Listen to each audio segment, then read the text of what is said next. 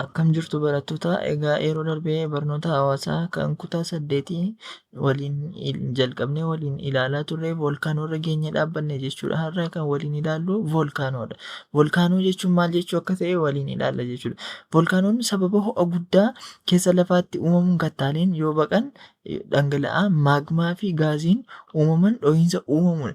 Egaa voolkaanoon kun maalidha jennee yoo ilaallu voolkaanoon kun ho'a guddaa lafa keessatti uumamuun kattaaleen yoo maagmaa yookiin dhangala'aa baqaa bifa dhangala'aa qabu yoo uumanidha jechuudha. Voolkaanoon kun ho'i lafa keessatti yeroo dhiibbaa humna keessa lafaatiin humni keessa lafaa kun dhiibbaa mataa isaatiin yeroo ho'a lafa keessatti uumu ho'i lafa keessatti uumamu kun maal uuma jechuudha?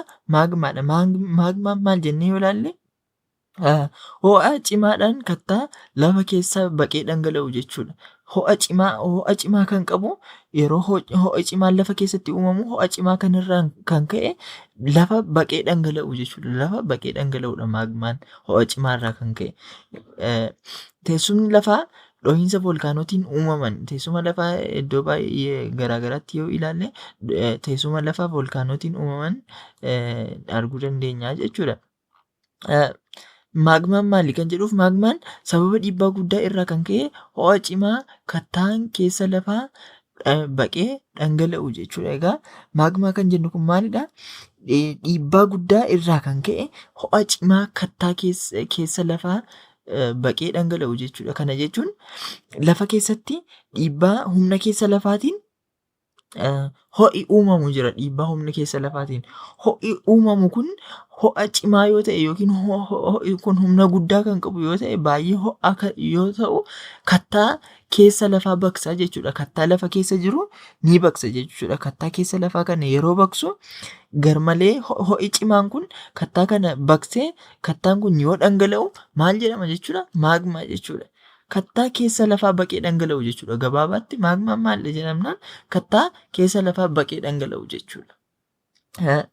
Maagmaan bakka itti qorru irratti hundaa'uunis voolkaanoon bakka lamatti ni qoodama. Isaanis voolkaanoo lafa keessatti qorru voolkaanoo fuula lafaatti bahee qorru jenna. Egaa maagmaan kun ho'a cimaa kattaa keessa lafaa baqee dhangala'uudha erga jennee yeroo baqee dhangala'u kanatti iddoo itti qorru qaba. Yoo gara fuula lafaatti dhufe yookiin irra lafaatti dhufe irra keessa lafaatti qorru jennee qoodamiinsa isa tokkoffaadha. Inni lammaffaan isa lafuma keessatti otoo ol hin ba'in lafuma keessatti deebi'ee qorru jennee qornaa jechuudha. Voolkaanoo keessa lafaatti qorruu fi fuula lafaatti bahee qorru egaa maqaa qabu kana gadi siqnee ilaalla. Maagmaan baay'ee dhangala'aa ta'e qaama lafa gara gubbaa dhoosuun gara alaatti dhangala'a. Maagmaan baay'ee dhangala'a. Maagmaa furdaa fi maagmaa qal'aa kan jedhamu yookiin dhangala'aa kan jedhamu jira. Maagmaan kun qal'aa yookiin dhangala'aa yoo ta'e qaama lafaa kana dhoosee gara lafaatti yookiin gara alaatti irra lafaatti ni ba'aa jechuudha. Gara alaatti ni dhangala'a. Maagmaan keessa lafaa irraa maddee irra lafaa dhoosee fuula lafaa irratti dhangala'u kun boolla tokko yookiin boolla baay'een dhohuu danda'a. Maagmaan kun yeroo dhohutti boolla tokkoon yookiin boolla adda addaatiin ba'uu danda'a. Fakkii kanarraa akkuma ilaaluu dandeenyu fakkii isa jalqabaa kana yoo ilaaltan maagmaan kun asiin boolla baay'ee uumee ba'aa jira jechuudha. Asiin yoo ilaaltan bakka kana tokko jira 2, 3, 4, 5 jedhee bakka baay'eetti dhoosee ba'aa jira jechuudha. Fakkii isa lammaffaa kana yoo ilaaltan immoo kara tokko qofaatiin ba'aa jira jechuudha. Boolla tokko qofaatiin ba'aa jira. Egaa boolla baay'eetiin boolla lamaaf isaa waliin karaa boolla baay'eetiin ba'u kana maal jenna jechuudha? Fiisharii jenna jechuudha. Fiisharii kan jennu voolkaanoo kara baay'ee dhohee boolla baay'ee baasee ba'u jechuudha. Veentii kan jennu immoo maalla kara tokko qofaa dhoosee isa ba'u jechuudha. Kara tokko maagmaan kun kara tokko qofaa lafa kana dhoosee yeroo ba'u veentii jennaa jechuudha.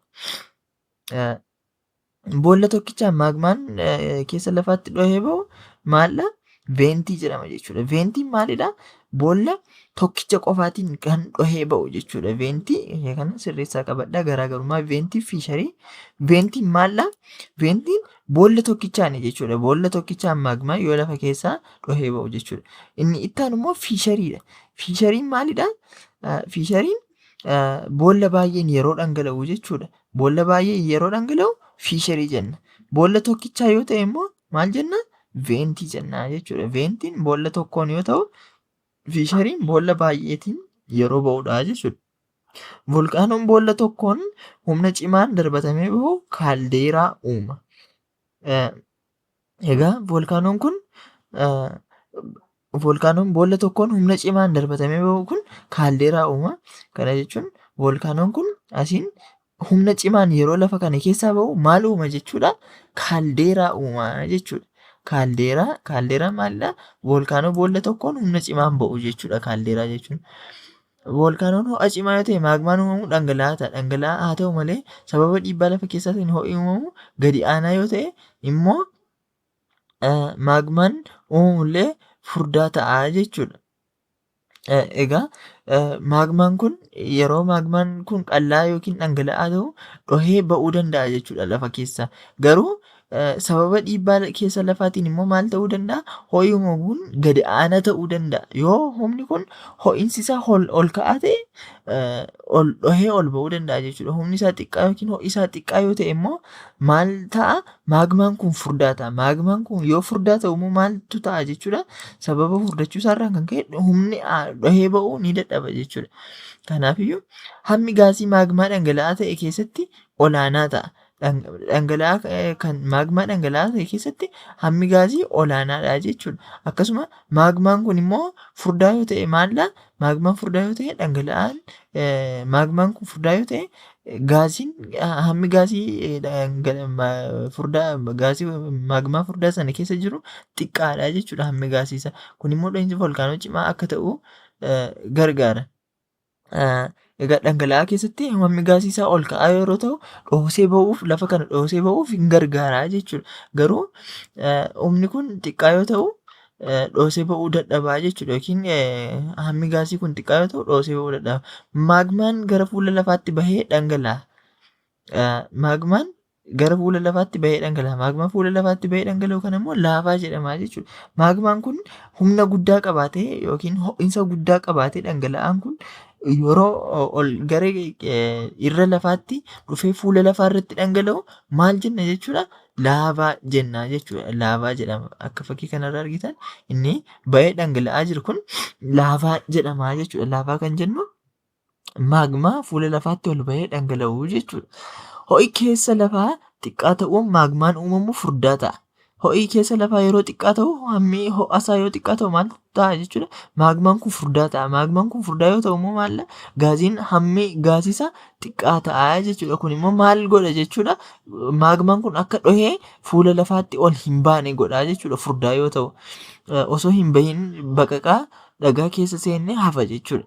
Kun immoo maal uumaa? Maagmaa akka kanaan uumamu lafa keessatti qorree hafu maal jenna? Maagmaa lafa keessatti qorree hafee jedhama jechuudha. Garuu ta'ee adeemsawwanii fi sochii fuula lafaa jijjiiraniin uumamuu danda'a jechuudha. Kan itti aanu qorannoowwan adda addaa akka mirkaneessanitti hollannaan lafaa parsantii 95 ta'u bakka sadeen armaan gadiitti argama jedha. Isaanis daandii qarqara gara alaa garba Paasifikii qarqara galaana diimaa kaasee gaara Himaalayaasii fi sulula Qinxaamaatti argama jechuudha. Egaa maagmaan lafa keessatti qorree hafe kun maal jedhama jechuudha? Maagmaan lafa keessatti qorree hafe maagmaan lafa keessatti qorree hafe jedhama jechuudha. Kan itti aanu ji'ooloojistoonni uumama volkaanoo sadarkaa sadiitti qoodanii ilaalu. Egaa sadarkaa sadiitti kan jennu kun sadarkaalee dhohiinsa volkaanoo kan jennu kun maalidha? Volkaanoo socho'aa, volkaanoo riphaa fi volkaanoo dhumataa jechuudha. Bakka sadiitti qoodna volkaanoo socho'aa, riphaa fi dhumataa jennaa jechuudha. Volkaanoo socho'aa kan jennu kun yeroo gabaabaa keessatti kan dhohu jechuudha. Volkaanoon socho'aa kan jennu maalidha? Volkaanoo yeroo gabaabaa keessatti dhohaa jechuudha. Volkaanoo socho'aa kan jennu kun yeroo baay'ee jala garboota gurguddoo keessatti uumamaa jechuudha. Volkaanoon socho'aa volkaanoo yeroo gabaabaa keessatti dhohudha. Volkaanoon riphaa kan jennu kun immoo yeroo murtaa'aan booda dhohuu kan danda'udha jechuudha. Inni volkaanoo socho'aa kan jennu kun yeroo gabaabaa keessatti kan dhohu jenna. Volkaanoo riphaa kan jennu kun immoo maalla? Yeroo murtaa'aa booda kan dhohu jechuudha. Kan itti aanu volkaanoo dhumataa kan jennu jechuudha. Volkaanoo dhumataan immoo maalla? Gosa volkaanoo kanaan dura dhohee dhumatedha jechuudha. Takka dhoheera yerooma sana dhohee kan dhumateeru jechuudha. Egaa akka kanatti qoodnee ilaaluu dandeenya jechuudha gosoota volkaanoo. Kan itti aanu hollannaa lafaa kan jedhudha. Hollannaan lafaa maali kan jedhu? Hollannaan lafaa sababoota adda addaa humnoota keessa lafaatiin uumamudha jechuudha. Humnootni keessa lafaa sababoota humna keessa lafaatiin kan uumamu hollannaa lafaa jenna jechuudha. Kan akka volkaanoo fi walgadhiisuu dhagaa keessa lafaatiin qaamni lafaa yoo kirkiru dhagaa hollannaa lafaa kan jennu kun humna keessa lafaatiin maal yoo ta'udha? Humna keessa lafaatiin volkaanoonii fi walgadhiisuu dhagaa keessa lafaatiin qaamni lafaa yoo kirkirudha jechuudha. Kirkira jechuudha. Karaa biraa hollannaa lafaa jechuun kirkira lafaa jechuudha. Qaamni lafaa yeroo kirkiruu jechuudha hollannaa lafaa jechuun. Sababoota akkam akkamiitiin immoo volkaanoo fi walgadhiisuu dhagaa keessa lafaatiin jechuudha sababni isaa immoo. Baqqaanni irra lafaa kan uumame kattaalee adda addaa irraati. Baqqaanni lafaa kan jennu kun kan uumamu maalirraadha? Kattaalee adda addaa irraati jechuudha. Kattaalee adda addaa irraa uumama baqqaanni lafaa. Kattaaleen kunniinis maalidha? Akka pilaastika amala wal keessa yaa'uu yookiin wal harkisuu qabu. Egaa kattaaleen keessa lafaa kun maalidha? Humna akka pilaastikaati jechuudha. Kattaaleen keessa lafaa kun akka pilaastikaadha. Wal keessa yaa'uu danda'u humna yookiin wal harkisuu qabu jechuudha. Yookiin ni yaa'u yookiin wal harkisuu jechuudha. Pilaastika yoo ilaaltan yoo harkistan ni yaa'u yeroo gadhiistan immoo deebanii wal harkisuu jechuudha. Garuu yeroo humni guddaan hanga wal harkisuu kanaa ol ta'e kattichi cabuuf dirqama. Egaa fakkeenya yeroo pilaastikii tokko yoo garmalee gottatan ni yaa'a jechuudha. Yeroo yaa'u kana hamma garmaleema yoo gottotaa deemtan baay'eema yaa'aa hin turu jechuudha. Hamma ta'een booda hamma yaa'uu sanaan ol yoo harkistani hin citaa jechuudha yeroo booda yeroo baay'ee harkistan.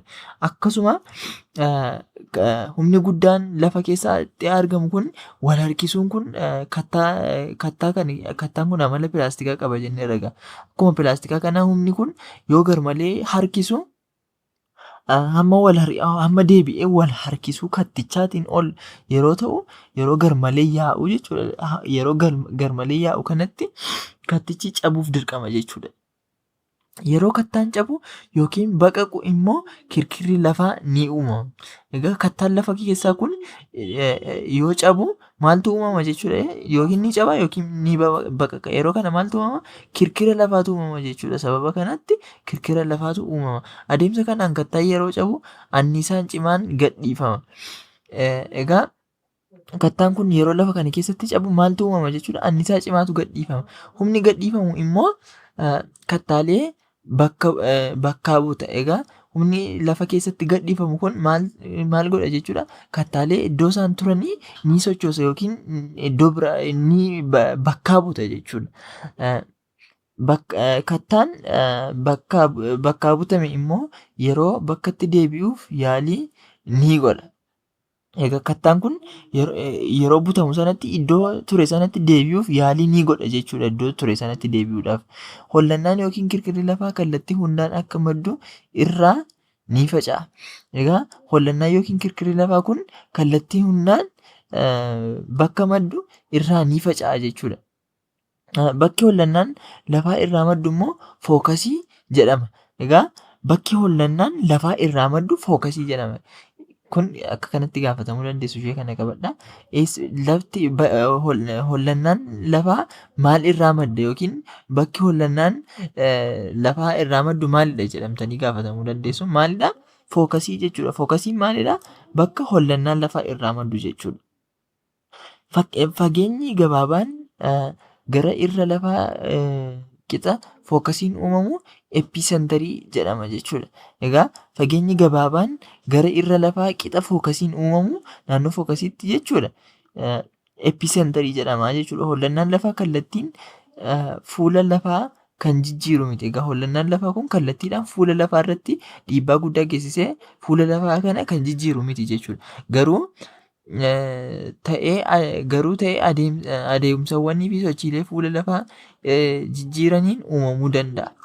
Egaa qorannoon adda addaa akka mirkaneessanitti hollannaan lafaa parsantaan 95 naannoo 3 armaan gaditti argama. Egaa qorannoo adda addaatiin akka mirkanaa'e yeroo parsantiin 95 hollannaan lafaa eessatti argama yeroo jennu qarqara gara alaa garba paasifikii qarqara galaana diimaa kaasee hanga gaara himaaliyaa fi sulula qinxaamaatti argamaa jechuudha. Naannoo kanatti bal'inaan ni argamaa jechuudha hollannaan lafaa kun. Egaa kanarraa asuma irratti dhaabnaa kutaa itti aanutti humnoota irra lafaa teessuma lafaa jijjiiran kan jedhu waliin ilaallaa. Hagasitti chaanaalii kana hiriyoota keessaniif qooduun viidiyoon kun yoo isinitti toleera ta'e laayik gochuun chaanaalii kun immoo barattoota baay'ee akka qaqqabuu fi akka jajjabaannee viidiyoo kana itti fufnee isiniif gadhiisnuuf chaanaalii kana sabskiraayib gochuu hin dagatinaa. Hiriyoota keessaniif qooduus hin dagatinaa. Galatooma.